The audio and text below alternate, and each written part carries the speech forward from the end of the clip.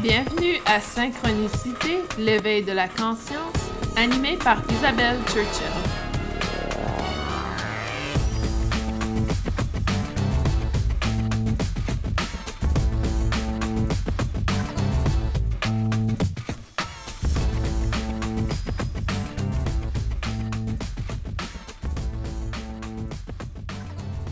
Bienvenue à Synchronicité, l'éveil de la conscience, aujourd'hui 10e épisode de la 5e saison. Aujourd'hui, nous allons parler de différents cristaux ou pierres. On peut utiliser les deux termes, je crois. Et on va aller explorer vraiment comment les pierres et les cristaux peuvent avoir un impact, si on veut, dans notre pratique, dans notre quotidien. Quelle est l'histoire autour de cette utilisation? Aujourd'hui, ce n'est pas une certification ou une formation en lithothérapie, c'est vraiment juste l'exploration de l'aspect énergétique. Donc, on ne va pas aller parler des composantes chimiques de chaque pierre, mais plutôt aller explorer comment on les utilise, d'où elles viennent, pourquoi on a cette pratique et cette utilité des pierres. Et aussi, je partagerai avec vous mes préférences par rapport à ce que j'utilise. Nous avons vraiment une grande sélection de pierres et de cristaux qui sont accessibles à nous. Par contre, aujourd'hui, on a également accès à beaucoup de pierres fausses. Et ça, c'est tellement difficile. Et la meilleure façon, si on veut, de s'assurer qu'on utilise vraiment des pierres qui sont véritables, des pierres qui sont vraiment conçues pour ce qu'elles sont, elles apportent en termes énergétiques, il faut s'assurer de à quel endroit on les achète. C'est certain que si vous achetez sur Amazon, sur Internet, vous courez beaucoup plus de risques à acheter une pierre qui n'est pas la bonne pierre. Par exemple, il arrive que la métisse est en fait une pierre qui a été créée au niveau d'un matériel un peu plus comme le plastique. Et également, souvent, la citrine est utilisée pour remplacer la métisse. Il y a également tout ce qu'on appelle les pierres dragons.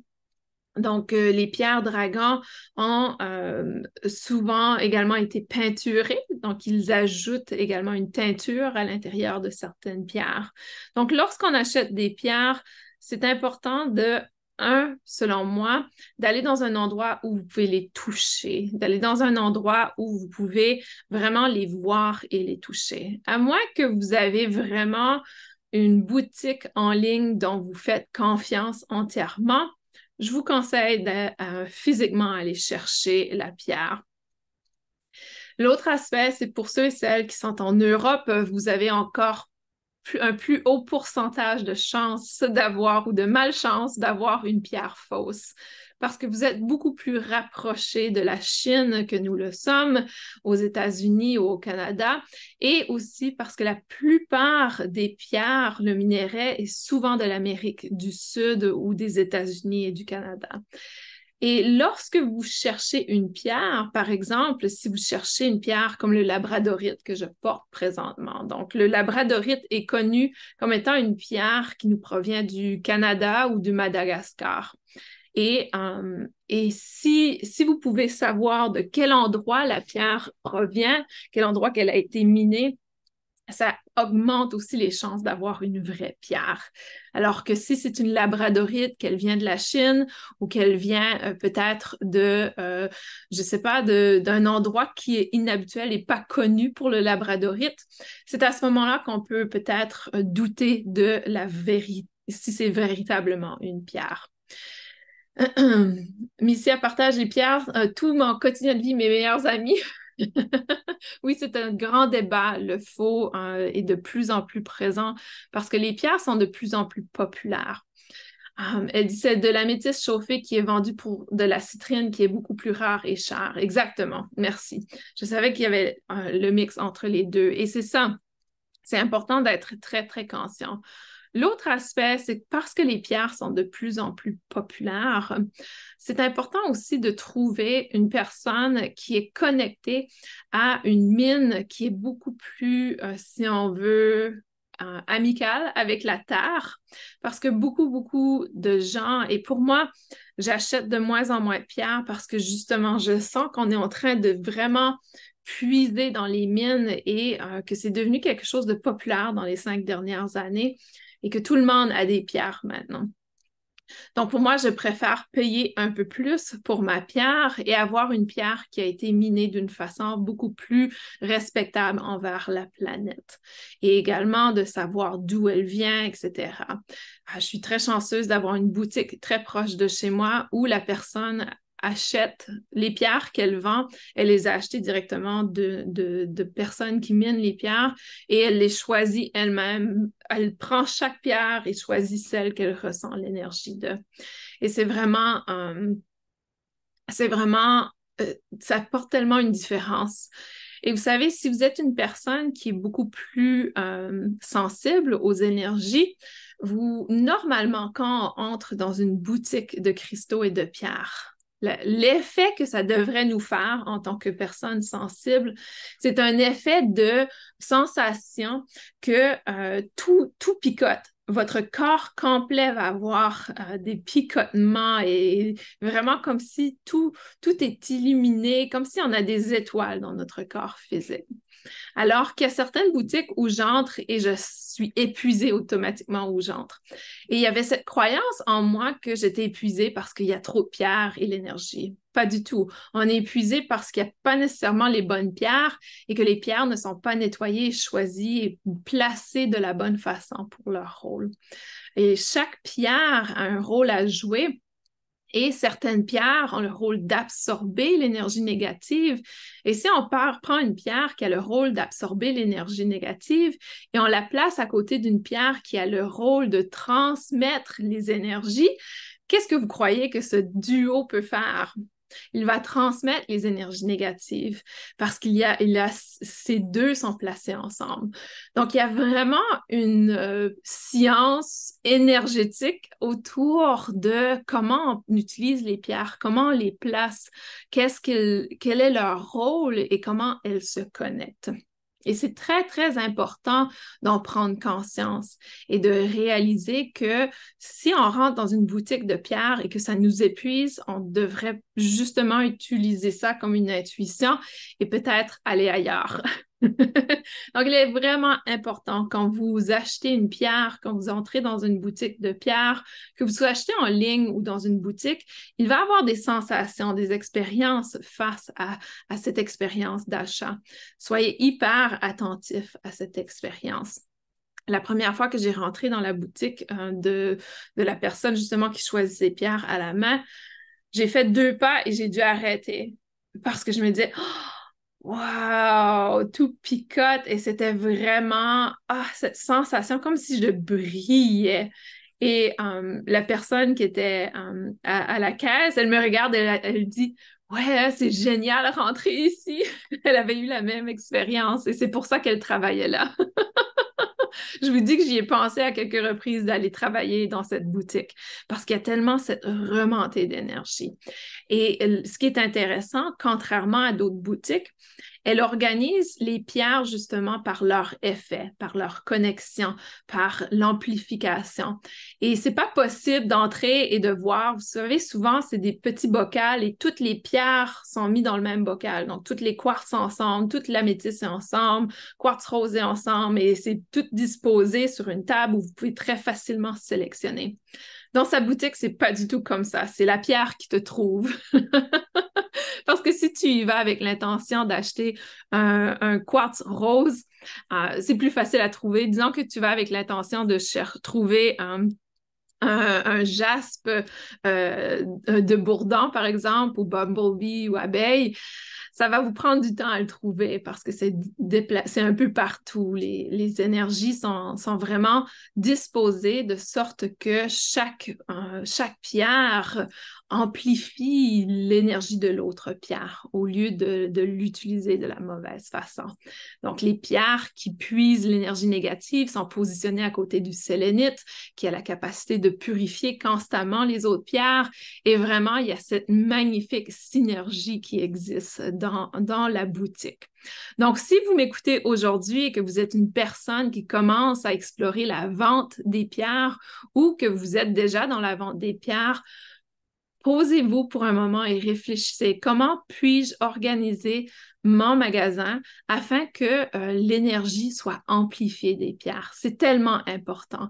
Et ça va démontrer directement la connaissance de la boutique et je peux vous garantir que les gens vont être beaucoup plus attirés vers votre boutique, votre produit, que si vous les placez dans des petits bocals tout ensemble et qu'ils n'ont pas cette possibilité de rayonner avec les autres énergies des autres pierres. Missy a dit, oui, en Europe, on peut facilement acheter des passionnés qui ont de vraies formations scientifiques en matière de minéraux et qui vont chercher des pierres auprès de mines qu'ils choisissent. On a aussi quelques vendeurs malgaches et marocains sérieux qui proposent leurs pierres en direct par le biais des expos et ventes. Et ça aussi, c'est un très bel endroit dans les expos, les ventes. Mais encore une fois, suivez votre sensation dans votre expérience et ça va vous guider. Les pierres parlent. Les pierres sont des pierres, ce sont des informations. Même si pour nous, lorsqu'on regarde une pierre, donc on a l'impression que la pierre est un solide non vivant. On a l'impression que la pierre est quelque chose qui est stable et non vivant. Alors que quand on va à l'aspect microscopique de la pierre, c'est rempli d'énergie et cette énergie, ce sont de l'information, c'est constamment en mouvement.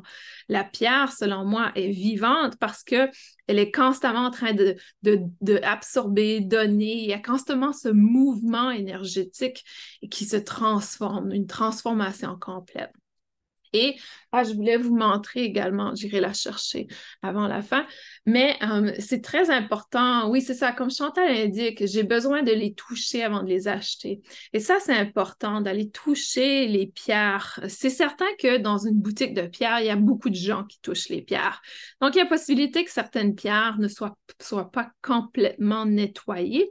Donc, si vous êtes formé au Reiki, par exemple, je vous invite peut-être à activer votre Reiki et ensuite prendre la pierre. Comme ça, vous pouvez vraiment aller dans la pureté de la pierre si on veut la ressentir d'une façon différente. Parce que certaines pierres, si on travaille avec l'obsidienne, par exemple, aura tendance à avoir des énergies négatives. C'est l'obsidienne flocant. Elle a tendance à absorber les énergies du passé et pouvoir, si on veut, libérer les personnes qui l'utilisent de leur passé, mais en même temps, cette pierre va avoir cette information. Donc, aussitôt qu'on touche une pierre, il faut s'assurer, si on veut, qu'elle est dans son optimal, sinon on va absorber l'énergie ou on va sentir inconfortable face à l'énergie. Donc, en allant activer le Reiki ou si vous avez une pierre de sélénite avec vous, vous pouvez mettre la pierre que vous voulez acheter avec la pierre de sélénite pour quelques instants et ensuite toucher. Aussi, il y a possibilité de mettre la pierre sous l'eau. Il y a certaines pierres qui ne répondent pas bien à l'eau, mais la plupart des pierres, on peut les mettre sous l'eau pour nettoyer un peu cette pierre et pour voir. Donc oui, c'est un processus, mais justement, est-ce qu'on achète les pierres seulement parce que c'est populaire et on aime les regarder? Ou est-ce qu'on les achète pour un cadre énergétique, pour l'aspect de guérison, de libération, d'amplification de l'énergie? Donc, il y a différentes raisons pourquoi on voudrait acheter des pierres. Peut-être qu'elles sont belles et qu'on veut les porter. Peut-être qu'on trouve ça populaire et que tout le monde a une pierre de quartz rose ou un améthyste et je vais en acheter un également. Donc, il faut être très conscient de comment vous allez utiliser les pierres, pourquoi vous les avez achetées. Et vraiment de s'assurer que si c'est une utilité énergétique dont on parle aujourd'hui, que vous choisissez une pierre qui résonne en vous, qui vibre en vous. Et les pierres, pour moi, dans mon travail, c'est très rare que les autres personnes touchent mes pierres. Pour moi, ce sont des outils sacrés, si on veut, et elles ont leur rôle et c'est un peu comme le chien de service. On ne veut pas que les gens vont flatter le chien de service parce que ça le distrait de son job. La même chose avec les pierres. Ce sont nos pierres de service. Misia indique, mes pierres sont dans de très grandes vitrines et souvent quand je mets une petite nouvelle après son nettoyage au bout de quelques jours, très souvent elle devient magnifique et beaucoup plus élevée en fréquence. Exactement. Et c'est ça la beauté. Si votre pierre a une vibration, une connexion avec vous en magasin, elle va être encore plus amplifiée lorsque vous la portez chez vous. Donc aujourd'hui, on va parler de différentes choses que moi j'utilise pour les pierres, comment je les utilise, quelles sont mes pierres favorites en ce moment et aussi au niveau énergétique. Donc il faut être aussi conscient qu'au niveau énergétique, il y a certaines pierres qui deviennent plus importantes que d'autres à certains moments au niveau astrologique, au niveau des énergies collectives, donc pour différentes raisons. Et par rapport à ce que l'on guérit au collectif également. C'est certain que pour moi, ma favorite, que j'adore, que j'ai des tonnes de, c'est définitivement le quartz rose. Donc, le quartz rose, je sais que c'est probablement la pierre la plus populaire et que souvent, quand on travaille avec l'énergétique, on va dire, ah, je ne vais pas acheter un quartz rose, tout le monde a un quartz rose. Alors que pour moi, c'est l'une des plus belles pierres qu'on peut avoir parce qu'elle a cette belle énergie pure d'amour. Et je place souvent, je ne sais pas si vous allez voir, je me suis me tasser, il y en a une, si vous regardez sous ma chaise, juste là, il y en a une juste en dessous là. Souvent, je place du quartz rose sous la chaise de mes clients. Comme ça, quand ils communiquent, c'est une communication avec amour. Et même s'ils vivent des problèmes, la communication va se faire très claire avec amour et que c'est vraiment ça les ouvre à leur cœur, ça enlève les murs du cœur. Donc, pour moi, le quartz rose est absolument génial. C'est une pierre très douce, une pierre qui est très, selon moi encore, qui n'a pas de malveillance. Et pas qu'une pierre a une malveillance, mais il y a certaines pierres, si on les utilise pas bien, elles peuvent gâcher notre journée.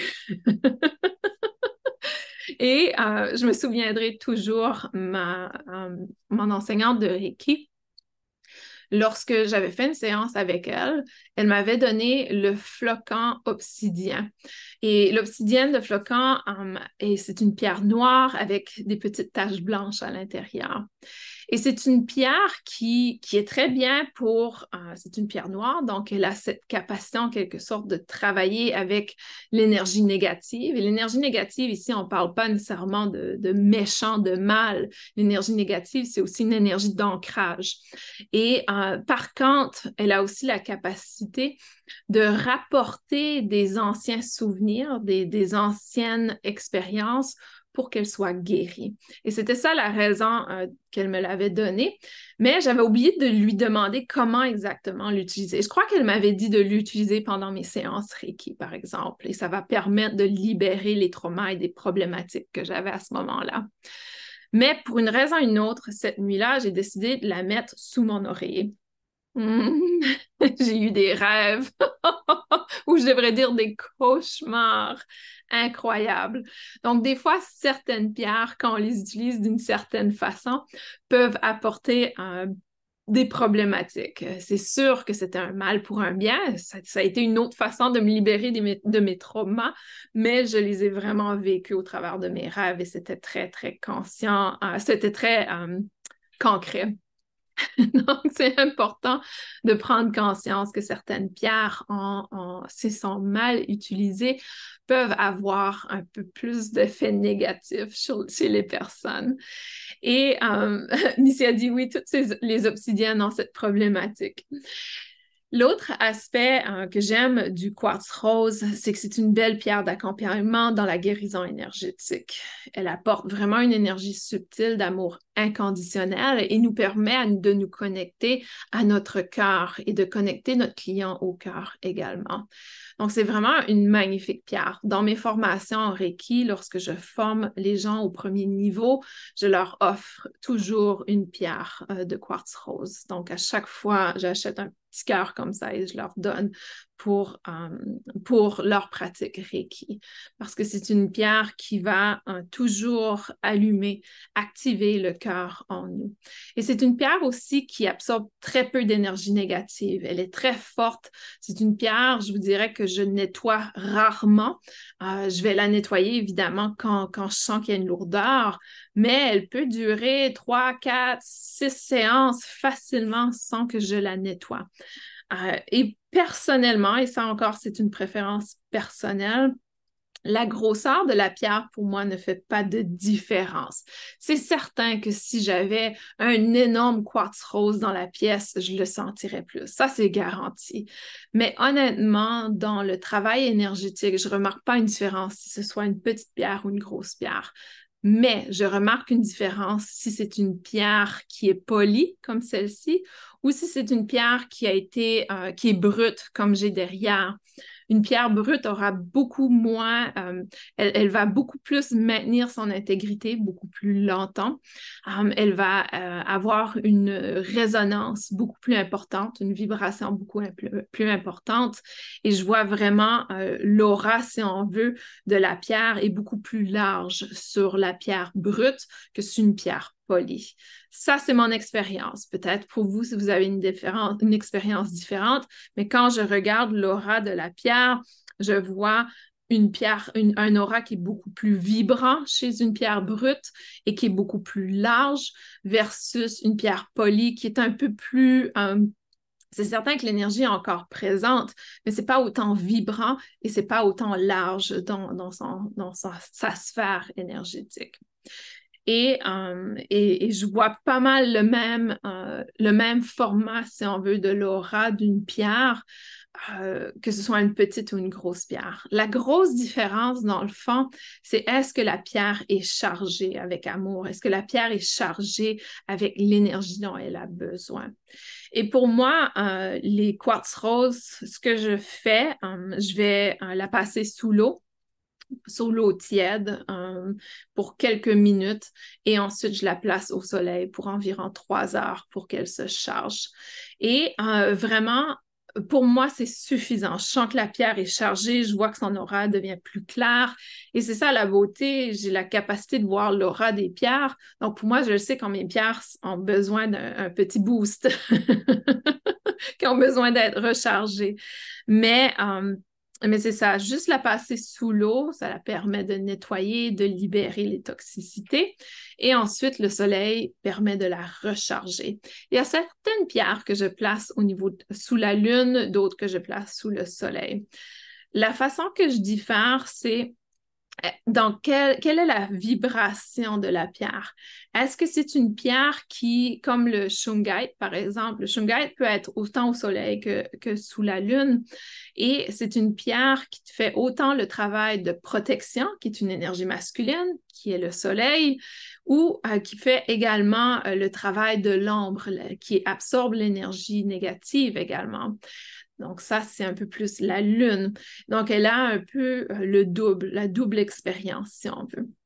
Donc, il y a certaines pierres, dépendamment comment je veux les utiliser, que je vais les utiliser sous le soleil, d'autres, je vais pas les utiliser, les charger sous le soleil, d'autres sous la lune. Et je sais qu'il y a différents écrits sur le sujet. Ça, c'est mon expérience et ma théorie, encore une fois. Et ça, c'est une autre chose qui est très difficile quand on commence avec les pierres, c'est qu'on va lire quelque chose et quelqu'un va dire le contraire et il y a un peu de tout et de rien dans cet aspect. Pour moi, je préfère me baser sur mon expérience, sur ce que je perçois sur la pierre, comment elle réagit, et c'est ce que j'applique ensuite. Et vraiment, posez-vous la question, est-ce que la pierre a une résonance beaucoup plus associée à l'énergie féminine, la lune, ou est-ce qu'elle est beaucoup plus associée à l'énergie masculine, le soleil? Et même certaines pierres, je vous dirais que ma pierre de quartz rose brute a une énergie beaucoup plus masculine que ma pierre de quartz rose poli. Et c'est simplement des fois la pierre en soi, sa propre personnalité.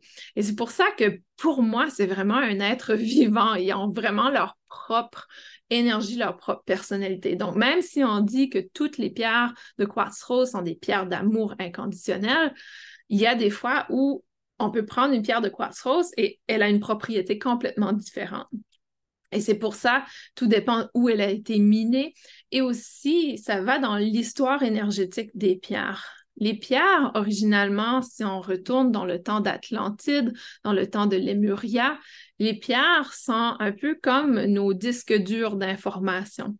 L'information est transmise télépathiquement dans la pierre et la pierre est envoyée à une autre personne. Et l'autre personne reçoit la pierre et oh, vous avez vu la lumière qui vient de passer, reçoit la pierre et cette pierre vient activer, si on veut, l'information.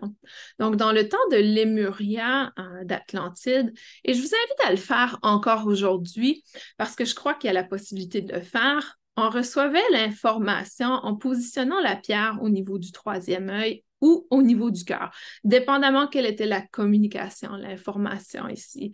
Donc, si c'était des informations techniques d'apprentissage ou si c'était des informations émotionnelles, dépendamment où on la plaçait. Et on place simplement la pierre au niveau du troisième œil ici et l'information est transférée directement au niveau intuitif, au niveau de nos perceptions subtiles. Parce que le troisième œil, c'est ça son rôle, c'est de percevoir le subtil. Et en faisant ça, on reçoit l'information de la pierre, où on se place un point rouge au front. Et je vous invite à le tenter, à l'essayer. Il est dit qu'il y a encore des pierres qui contiennent ces informations et qu'on peut absorber certaines informations.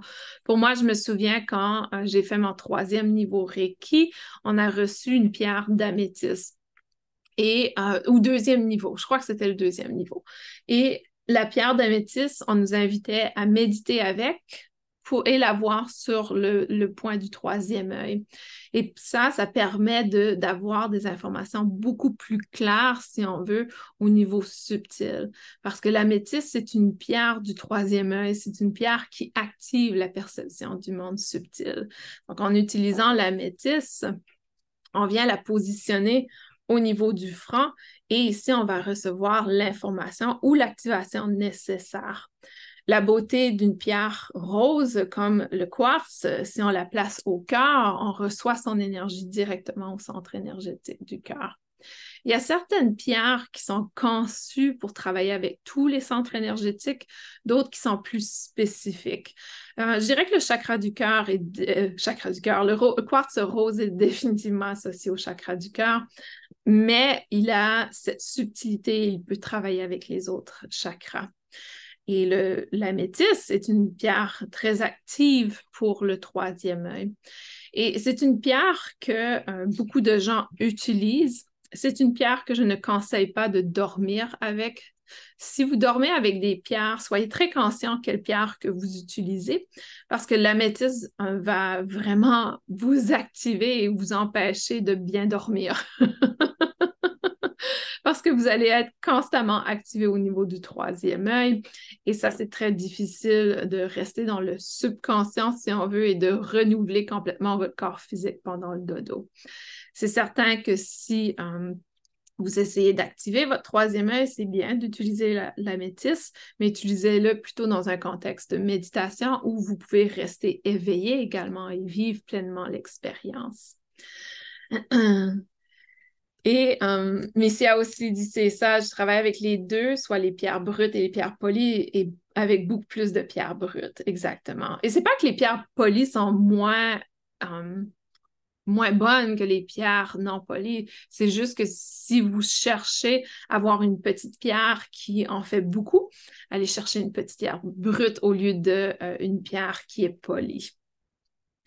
Et il existe tellement de différentes sortes de pierres. Aujourd'hui, j'ai choisi des pierres qui sont un peu plus différentes, mais aussi que j'utilise dans mon quotidien dernièrement. Donc, ce sont des pierres qui sont très présentes pour moi avec les énergies qui sont très actives présentement. La première que j'ai choisie pour vous présenter aujourd'hui, c'est la pierre de jaspe. Je ne sais pas si vous l'avez déjà vue. On l'appelle Bumblebee en anglais, qui veut dire abeille. Donc, vous pouvez voir pourquoi on l'appelle la pierre abeille, n'est-ce pas? Ou bourdon en français aussi, on a déjà vu ce titre. Et cette pierre a vraiment une capacité d'élever la joie. Et parce que je sens qu'on est vraiment dans un moment historique où, au niveau énergétique, on a accès à beaucoup d'énergie solaire, mais au niveau terrestre, il y a un peu le chaos, il y a un peu la tristesse. On passe au travers de beaucoup de deuil. Il y a une énergie vraiment où on se libère de l'énergie du deuil. Et le jaspe Bumblebee permet d'élever la fréquence énergétique de la joie et vraiment de nous élever autour de ça. Donc ça, c'est une pierre que j'aime porter avec moi constamment. Je l'ai souvent dans ma poche et je la garde avec moi presque toute la journée. Simplement pour pouvoir toujours reconnecter à la joie, à la gratitude, au plaisir également. Et ça fait pas si longtemps que ça que j'ai trouvé cette pierre. C'était un moment où mes guides me disaient que j'étais trop sérieuse. Donc, des fois, mes guides me rapportent au rappel. Et ils trouvaient que j'étais un peu trop sérieuse. Donc, ils m'ont donné l'idée de trouver une pierre. Donc, ils ne m'ont pas dit quelle pierre, mais ils m'ont dit l'idée de trouver une pierre qui pourrait élever ma fréquence énergétique de joie et d'amour. Je vais aller voir aussi dans le petit livre, j'ai un petit livre qui a souvent les informations sur les pierres. Et le livre que j'utilise, c'est le livre, il est très difficile à trouver en français. C'est le livre de l'auteur Robert Simmons. Et en français, c'est par l'auteur Naïcha Achian, je crois. Et ça s'appelle le livre des pierres, ce qu'elles sont et ce qu'elles enseignent. Et pour moi, c'est le meilleur livre de pierre que j'ai pu trouver parce qu'il parle non seulement de l'importance de la pierre en termes physiques, en termes géologiques. Il parle d'où elle vient, etc. Et ensuite, il vient associer la pierre à sa propriété énergétique et spirituelle. Et je trouve que c'est une belle combinaison et il a des tonnes de pierres dans ce livre. On peut pratiquement trouver toutes les pierres possibles dans ce livre. Bumblebee. Je vais essayer de voir si je peux le trouver. Je ne vais pas passer trop de temps. Je ne la trouve pas. Donc, mais c'est vraiment une pierre qui est pour la joie. Et ce n'est pas un hasard. Elle est jaune. C'est une pierre jaune. Elle brille, elle éclate. On la voit beaucoup plus jaune à l'écran, mais elle a beaucoup de orange également. Et ça me fait penser à l'oranger de l'autobus. Vous savez, l'autobus a cette couleur orange. C'est pas un hasard que les autobus ont cette couleur. Et dans le fond, cette couleur, c'est la seule voiture qui peut avoir cette couleur. Il y a comme une règle, dans le fond, qu'aucune voiture peut être la même couleur qu'un autobus. Aux États-Unis, en tout cas, je ne sais pas si c'est la même chose en France. Et c'est la couleur, dans le fond, de joie. C'était un peu pour conditionner les enfants à être dans la joie quand ils voient l'autobus. Je crois pas que ça fonctionnait, mais en tout cas, je crois pas que ça fonctionnait pour apporter la joie, mais c'est une couleur qui est très, très associée à cet aspect. Donc ça, c'est une pierre que j'utilise, je la mets dans ma poche et je l'ai constamment avec moi. Donc, je ne l'utilise pas pour la guérison, mais vraiment pour des fins personnelles, pour pouvoir maintenir cette joie, ce plaisir et de vraiment rayonner cette énergie également avec moi. Et je voudrais que je perçois une différence quand j'ai pas la pierre avec moi. C'est inconscient, je réalise pas que je l'ai pas. Et ensuite, je fais le lien que, j'avais oublié ma pierre. Donc, elles sont très efficaces. Cette pierre-là, je la nettoie constamment. Donc, je suis constamment en train de la nettoyer et c'est parce que je crois qu'elle est toujours avec moi dans le fond. C'est pas nécessairement qu'elle absorbe beaucoup d'énergie négative, mais c'est que je crois que je l'utilise tellement qu'elle a besoin d'être rechargée. Et évidemment, c'est une pierre solaire, donc on la recharge au soleil. Normalement, je vais les placer derrière. Vous pouvez voir, j'ai une fenêtre et le soleil vient à une certaine heure de la journée. J'ai un petit panier, si on veut, en bois. Souvent, j'utilise le bois ou un coquillage. La coquille Saint-Jacques, par exemple, on peut placer nos pierres à l'intérieur et ça amplifie la charge, et ça amplifie la capacité de charger. Et c'est un matériel neutre qui ne va pas transposer une énergie à la pierre. L'autre pierre que j'utilise présentement, donc je suis présentement, je dirais ça fait depuis peut-être 1 an que je suis dans un processus de guérison physique parce qu'on reçoit tellement d'énergie physique sur Terre présentement, ou plutôt d'énergie solaire qui affecte notre corps physique. Il y a vraiment cette importance de reconnecter pour moi avec le corps physique, de guérir le corps physique. C'est vraiment la thématique pour moi dans la dernière année. Et la pierre que j'utilise, c'est je ne sais pas comment on le dit en français, c'est un fuchsite, Fuschite, fuchsite peut-être, mais c'est un fuchsite rubis. Et si vous regardez, il y a beaucoup de rouge à l'intérieur. Et le fuchsite rubis a ce rôle de vraiment connecter avec le premier chakra, qui est le chakra racine, de par sa couleur un peu plus rouge. Et le rubis, le rubis a une connexion très profonde au niveau du premier chakra. Et ensuite, le chakra du cœur. Donc, l'aspect fuchsite est connecté à l'aspect du cœur. Et non seulement cette combinaison active une guérison physique, mais elle vient aussi connecter, si on veut, le chakra du cœur avec le chakra racine. Et ceci se convertit en sécurité avec soi-même, connexion avec soi-même, amour de soi et confiance en soi. Si vous êtes une personne qui a un manque de confiance en vous, le rubis fuchsite va énormément vous aider à reconnecter cet aspect. Mais aussi, si vous êtes dans un processus de transformation énergétique, que vous êtes en train d'ouvrir votre cœur, que vous êtes dans un processus un peu plus vulnérable quand on ouvre son cœur, d'aller chercher cette pierre va nous permettre de nous ancrer dans le corps physique également et permettre une meilleure harmonisation. Lorsqu'on reçoit beaucoup d'énergie pour croître spirituellement, ça permet au corps physique de mieux s'adapter. C'est également une pierre que j'utilise beaucoup. Mais je ne l'apporte pas nécessairement sur moi. Je l'ai apportée aujourd'hui dans mon petit sac, mais celle-là, je la place à côté de mon lit.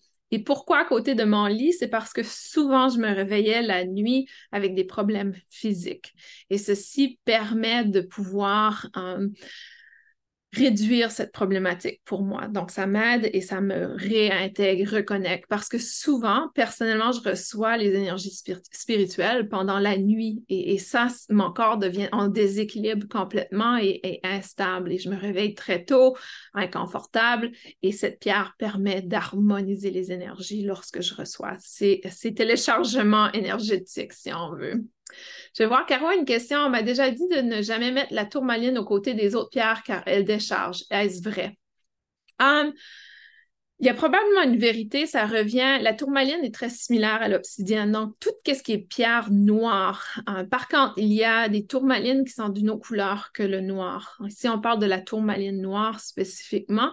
Une tourmaline, une pierre noire. Donc, on va parler de la pierre noire. Le noir indique le vide. Le noir est l'énergie féminine. La noire dans ton cas, Caro, super. Le noir est l'énergie féminine. C'est une énergie négative. Donc, quand on pense à un trou noir, au ventre de la maman qui est noir, il y a ce vide, cet aspect de vide.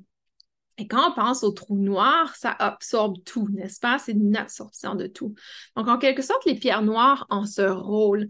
Et c'est pas que nécessairement qu'elles déchargent les autres pierres, mais elle a ce rôle de retirer certaines choses. Donc, si vous avez une pierre, disons que j'ai un quartz rose, que ça fait des années que je travaille avec mes clients que je n'ai jamais nettoyé, c'est certain qu'elle va décharger, mais de façon positive. Elle va enlever le négatif de ma pierre. Mais là, ma tourmaline va être épuisée et probablement craquer parce qu'elle en prend trop.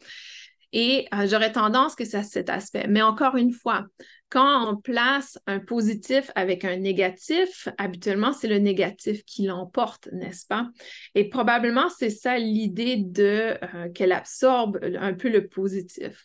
Donc, moi, j'ai tendance à garder mes pierres négatives séparées de mes pierres positives. Comme vous voyez présentement sur ma table Reiki, j'ai le shungite. Le shungite est une pierre noire également. C'est une pierre de protection pour tout ce qui est énergie négative.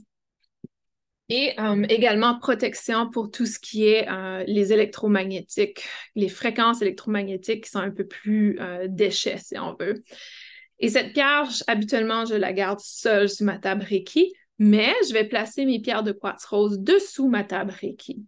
Et elles sont quand même proches, mais pas trop proches. Et celle-ci continue de faire son travail. Et je ne sais pas si c'est que ça décharge l'autre pierre, mais disons que je place mon quartz rose à côté de mon shungite. Mon shungite, son énergie va être beaucoup plus puissant que le quartz rose. Donc, peut-être ça va annuler l'effet du quartz rose, si on veut. Je travaille très rarement avec les pierres noires quand je fais mon travail énergétique.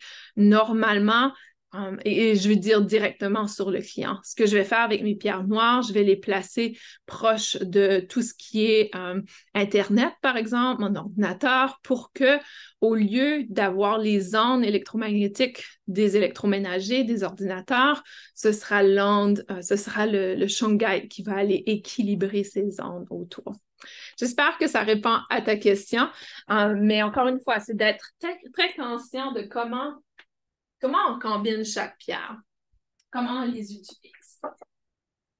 L'autre chose que je vous conseille, c'est que certaines pierres, quand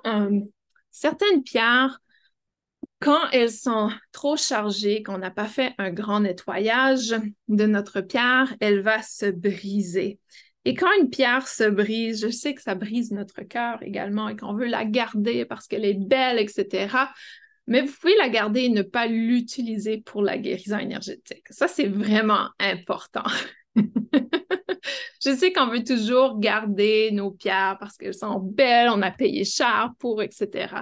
Mais si vous avez une pierre, et je vais essayer de montrer pour ceux et celles qui sont sur vidéo, je ne sais pas si vous allez voir, mais elle est très striée. C'est ma pierre d'améthyste que j'adore. C'est un cadeau de mon enseignante Reiki. Mais vous voyez toutes les fissures à l'intérieur. C'est très difficile de voir, mais il y a beaucoup, beaucoup de fissures à l'intérieur de la pierre. Et ça, ces fissures, c'est évidemment qu'elle a trop pris d'énergie. Je l'ai tellement utilisée. Et quand une pierre a beaucoup de fissures comme ça, surtout quand c'est de gauche à droite, ça va d'une partie à l'autre, on les retire. On les retire du travail énergétique. Pour moi, je la garde comme souvenir parce que je l'aime. Elle a encore une belle charge, mais je n'ose pas l'utiliser dans les séances énergétiques. Je la garde simplement parce qu'elle est belle.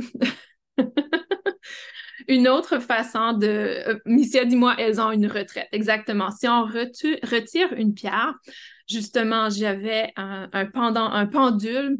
Qu'est-ce que c'était? C'était un pendule de... Je me souviens pas qu'est-ce qu'était la pierre, mais il s'est cassé, vraiment cassé complètement. Et là, ce que j'ai fait, je l'ai remis à la terre. Vous pouvez les remettre à la terre également. C'est une belle façon de retirer les pierres. Et récemment, c'est la première fois que ça m'arrive, j'avais une pierre de... C'était quoi? C'était une pierre? Je sais même pas c'était quoi. Je crois que c'était une pierre juste de granit qu'on trouve un peu n'importe où, vous savez. Et cette pierre je l'ai pris et j'ai vraiment entendu « je veux aller dehors ». Vraiment, c'était très clair. Le message était très clair. Et là, j'ai regardé ma pierre et je lui dis « tu veux aller dehors? » C'est la première fois que ça m'arrive. Et c'était très clair. Elle voulait elle-même se retirer. Elle avait fini son travail, il fallait que je trouve une autre pierre de granit pour mon ancrage et elle voulait retourner à l'extérieur. Et c'est pour ça que pour moi, les pierres sont vivantes. Hein. Ils ont cette énergie, cette capacité de communication. Oui, on ne les voit pas bouger comme un animal, comme une fleur, comme une plante, mais elle a vraiment cette énergie. Elle a une belle aura autour d'elle, elle peut se transformer.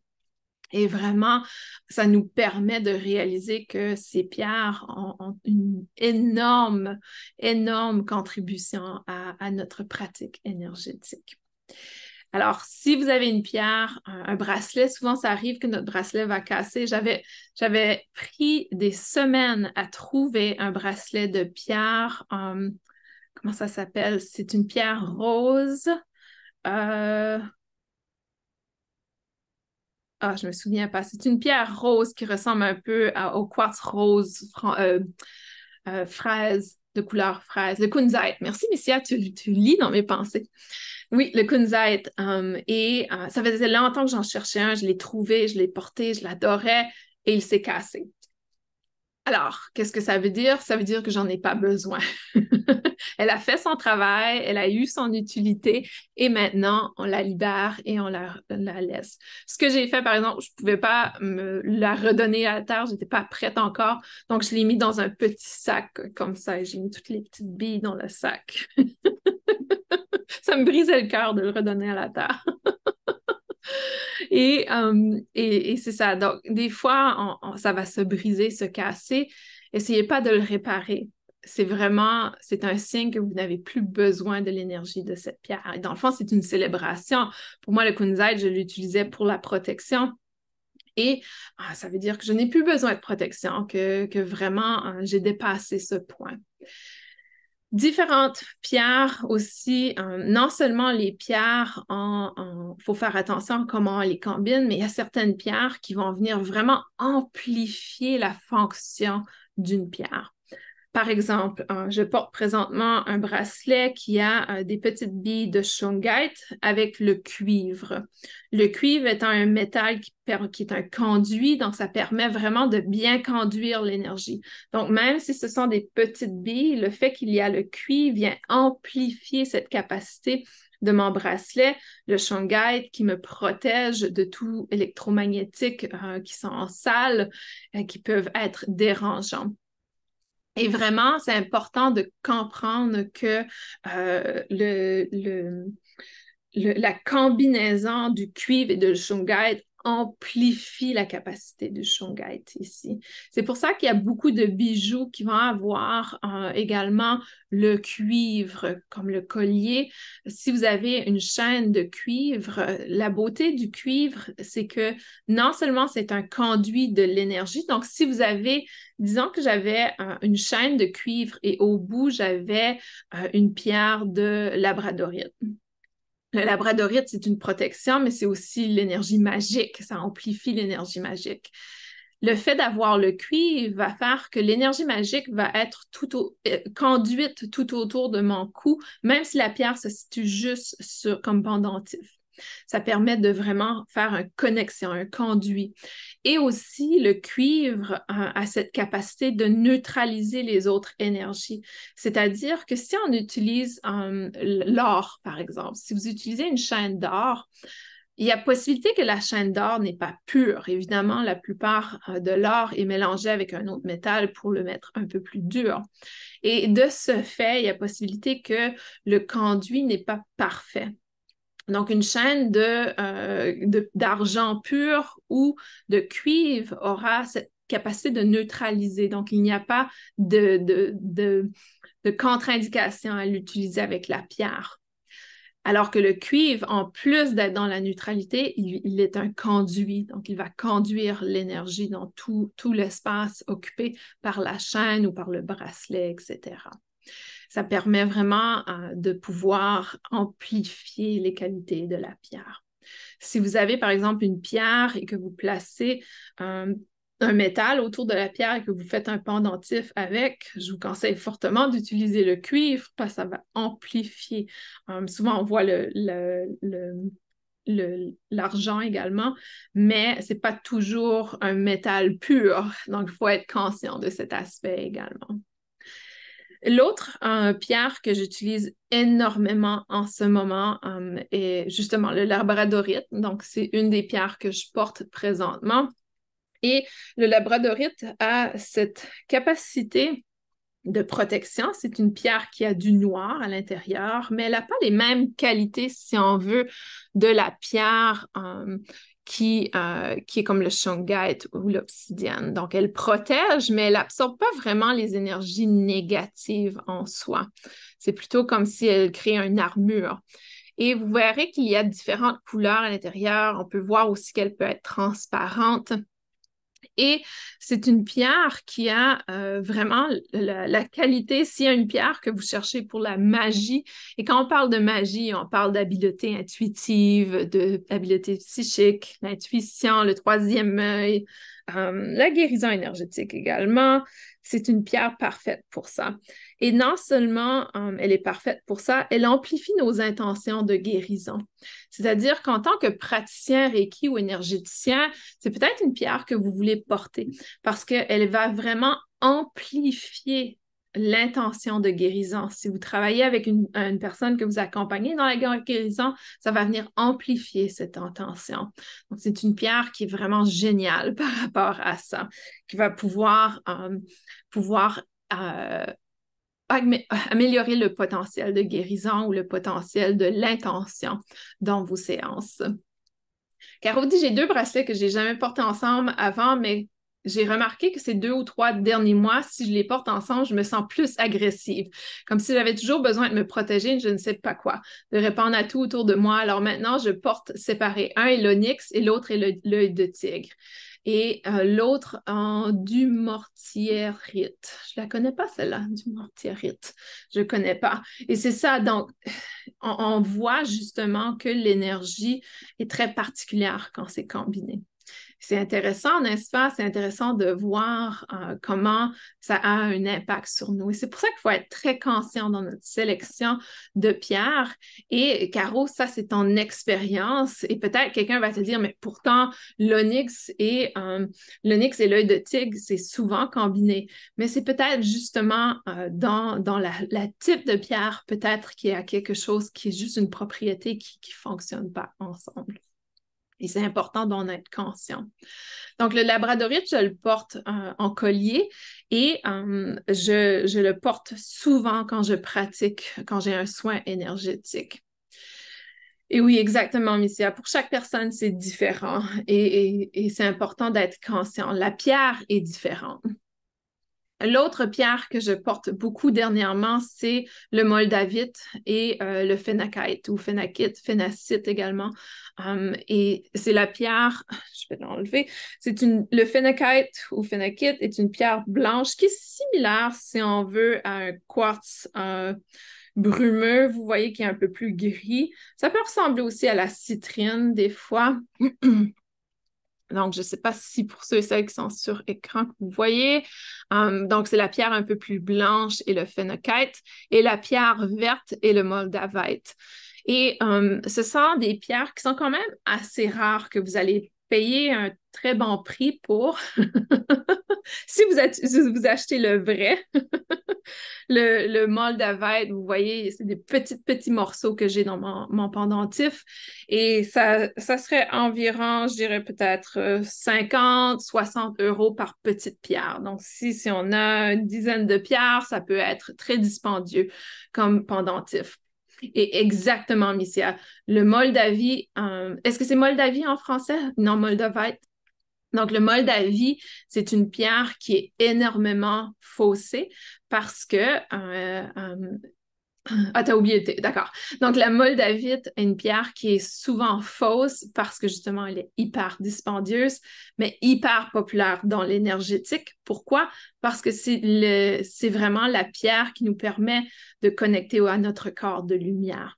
Et quand on connecte à notre corps de lumière, on est vraiment dans cette lumière, cette essence, cette projection de notre essence.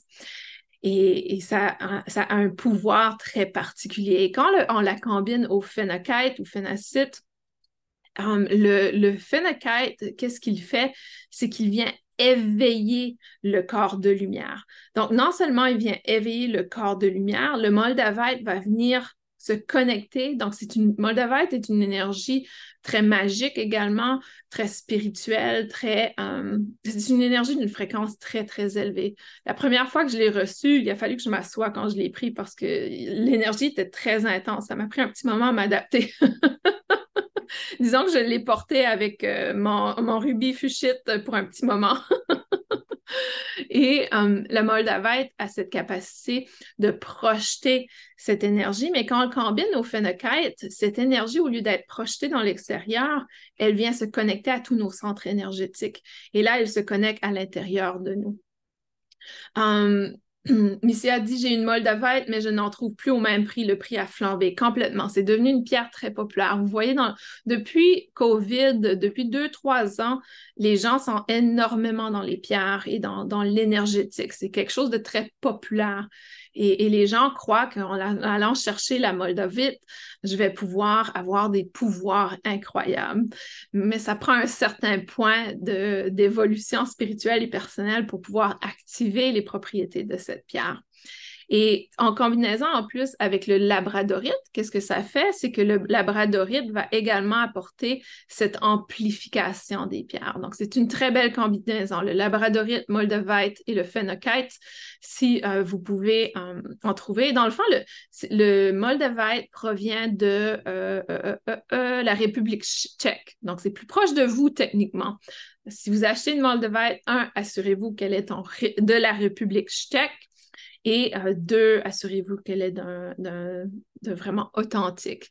Et vous savez, il y a beaucoup, beaucoup de gens présentement qui créent des certificats d'authenticité. Sachez que ça aussi, il n'y a rien qui prouve que c'est authentique. N'importe qui, je pourrais écrire un certificat d'authenticité également. Il faut vraiment aller, pour moi, je vais avec une compagnie que c'est familial et que ça fait des années qu'ils vendent le moldavite, bien avant la popularité des 3 dernières années. Mais c'est ça reste compliqué d'en avoir en vrai en France, absolument. C'est pas facile. Honnêtement, étant aux États-Unis, c'est beaucoup plus simple pour moi d'accéder aux pierres et à un prix beaucoup plus abordable que pour vous en France, en Europe, en Belgique. Malheureusement, c'est ça qui est un peu difficile. Donc ça, c'est les pierres que moi j'utilise. La dernière pierre que je vais vous présenter, souvent les gens, vous voyez, je vous ai présenté en bracelet, en collier pour la guérison énergétique, en pierre brute, mais aussi on peut les utiliser en pendule. Et le pendule est quelque chose qui est de plus en plus populaire également, que les gens utilisent de plus en plus. Pour moi, un pendule que j'adore, ce sera toujours le quartz clair, donc le quartz transparent. C'est un pendule ou quartz de cristal également, ou pierre de cristal, je crois qu'on l'appelle en français. Donc, c'est un quartz transparent qui a très peu de... Il y a très peu de sexy à l'intérieur. Donc, elle est très simple. Cristal de roche. Merci, Missia. Et le cristal de roche, selon moi, c'est le meilleur pendule que vous pouvez avoir parce que le cristal de roche n'absorbe pas d'énergie. Il reste un outil excellent pour la guérison énergétique. On peut l'utiliser pour activer les chakras, libérer les chakras, pour pouvoir équilibrer, harmoniser les centres énergétiques. Donc, c'est un outil incroyable. C'est un outil que j'utilise dans la médecine énergétique. Et justement, ceux et celles qui se sont inscrites à la certification en médecine énergétique avec moi qui aura lieu à Bordeaux cet été, vous allez recevoir non seulement un cristal de roche, mais un cristal de roche de Lémuria. Et là, la différence dans l'aspect de Lémuria, c'est que c'est une pierre qui a des informations très spécifiques encodées de guérison. Donc, au niveau énergétique, elles ont, comme je l'indiquais, l'information dans le disque dur de la pierre. Et celle-ci, c'est une pierre de Lémuria. Et je ne sais pas si vous pourrez voir, mais il y a des lignes, ça fait penser à des fissures, mais ce n'est pas des fissures, c'est vraiment des lignes d'information. Il y a des petits picots, c'est comme si on regardait à l'intérieur et qu'on voyait un univers à l'intérieur. Donc, souvent, il va avoir la ligne, il va avoir des petits picots, il va avoir différentes informations qui sont encodées à l'intérieur. Et ça aussi, c'est de plus en plus populaire. Plein de gens vont vous dire, ah oui, c'est un cristal de roche, un cristal de Lémuria, mais honnêtement, il y a énormément de tout et de rien et de faux. Vous allez payer un bon petit prix pour le cristal de Lémuria. Donc, je suis chanceuse que pour moi, j'ai une personne très proche qui peut m'avoir un très bon prix, mais vous n'allez pas vous en sortir sous 100 € pour une pierre comme ça. Ça, c'est garanti. Et ça, c'est un outil que moi, j'utilise dans la guérison énergétique parce qu'elle est encodée d'informations de guérison d'Atlantide, de Lémuria, qui permet justement de faire un plus grand nettoyage, qui permet aussi de nous rappeler de certaines informations. Je me souviendrai toujours que je l'utilisais à un moment donné et j'ai été intuitivement guidée à faire quelque chose et automatiquement, la personne, son épaule a débloqué. Et je suis convaincue que c'était à cause que j'utilisais le cristal de Lémuria.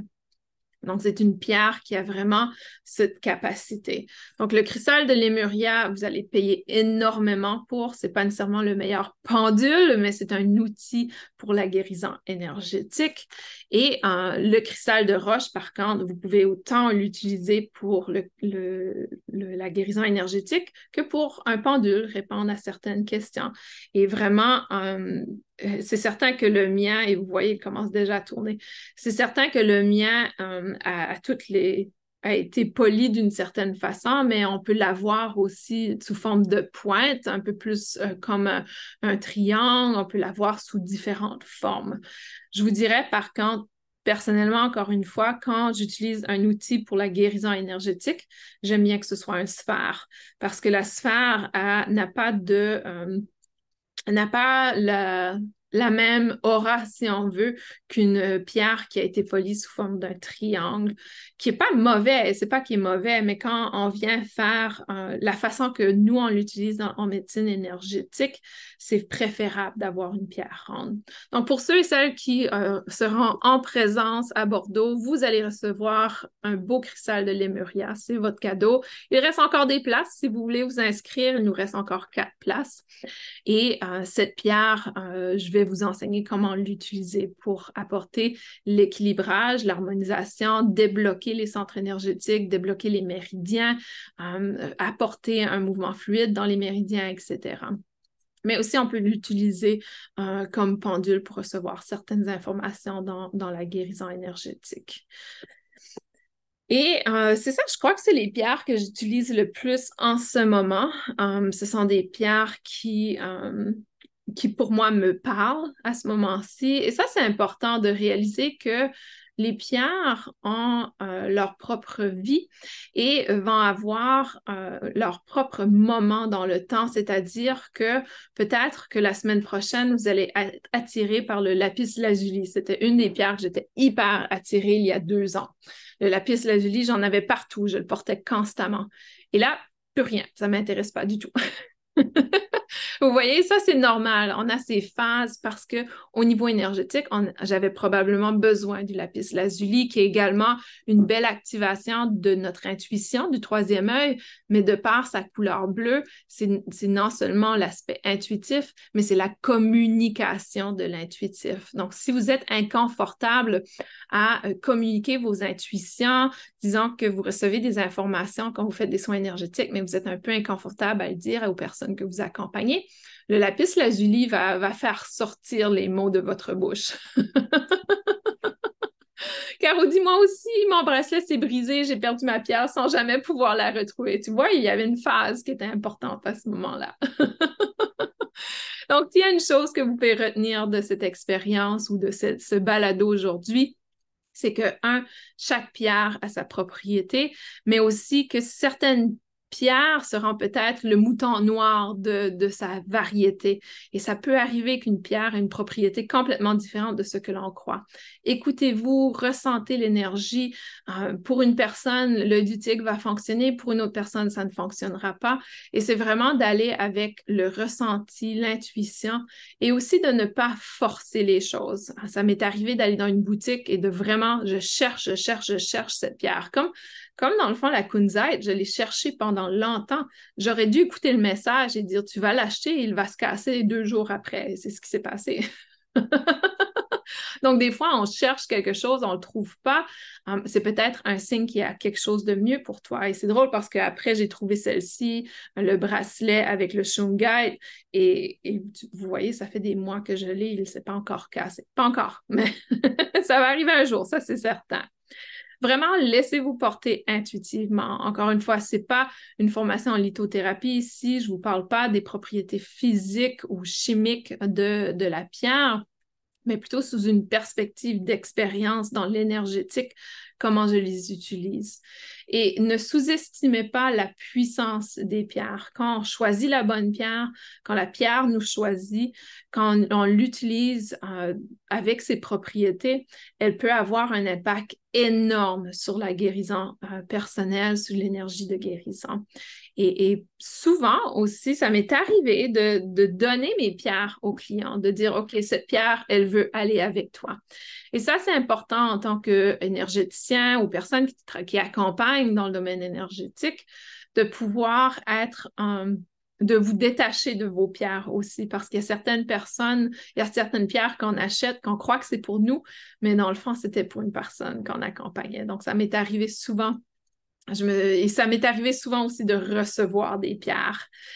Et avant que j'oublie, je vous conseille aussi d'aller en forêt ou d'aller sur le bord de la mer et de choisir une pierre qui, pour vous, vous ancre. Il y a des pierres partout qui sont pas nécessairement autant polies, brillantes et colorées, vibrantes que les pierres qu'on trouve dans une boutique, mais les pierres que l'on retrouve sur le bord d'une rivière, sur le bord de l'eau, dans une forêt, sont peut-être pas autant attrayantes et vibrantes, mais c'est parce qu'elles ont une énergie féminine d'ancrage. Et ces pierres, pour moi, j'en ai une sous ma table Reiki, qui est une pierre de granit que j'ai trouvée dans un sentier quand je vivais, je crois que c'était quand j'étais en Caroline du Nord, ou peut-être au Maine. Et je l'ai depuis. Je l'adore et c'est une pierre très banale. Mais c'est une pierre que j'avais trouvée dans une rivière qui m'avait inspirée et qui me donnait vraiment cette énergie d'ancrage. N'hésitez pas s'il y a des pierres qui veulent venir avec vous, qui ne sont pas attrayantes, mais qui ont cette qualité d'ancrage, n'hésitez pas à les prendre. Elles ont des composantes tant aussi importantes. C'est pas parce qu'elle n'est pas superbe et brillante et éclatante et polie qu'elle n'a pas une utilité, une propriété importante et un rôle à jouer également dans votre cheminement. Alors, cela dit, je vous remercie pour votre écoute. J'espère, pour ceux et celles qui nous écoutent, qui n'ont jamais utilisé de pierre, que ça va vous inspirer et ne sous-estimez jamais l'utilisation de vos pierres. Et vraiment, n'ayez pas de regrets à vous en débarrasser également, à les libérer, à les donner à d'autres personnes. Il y a vraiment une beauté, une générosité dans ces pierres et en quelque sorte, ces pierres sont au service également. Et oui, peut-être qu'on paye de l'argent pour, mais peut-être la pierre croit que c'est un peu de l'esclavage. Parce que dans le fond, c'est un être vivant également. Et quand elle veut partir, quand elle veut aller avec d'autres personnes, elle va le faire. Donc, soit qu'elle va se casser, se briser, qu'elle va disparaître ou que ce sera très clair que c'est pour la personne que vous accompagnez. Je vous envoie plein d'amour. Je vous souhaite une magnifique fin de journée, une magnifique journée si votre journée démarre. Et si vous avez des sujets qui vous intéressent pour le balado, n'hésitez pas à m'envoyer un courriel info@commercialisabelleschurchill.com. Ça me fait toujours plaisir d'explorer des sujets et surtout des sujets qui vous portent à cœur ou peut-être que vous avez entendu parler de quelque chose et que vous êtes curieux par rapport à ce sujet.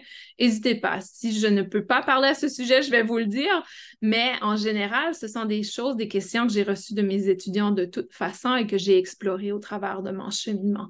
Ça me fait toujours plaisir également de découvrir des nouveaux sujets et de vous apporter les informations que j'ai trouvées. Je vous envoie plein d'amour et je vous dis à la prochaine.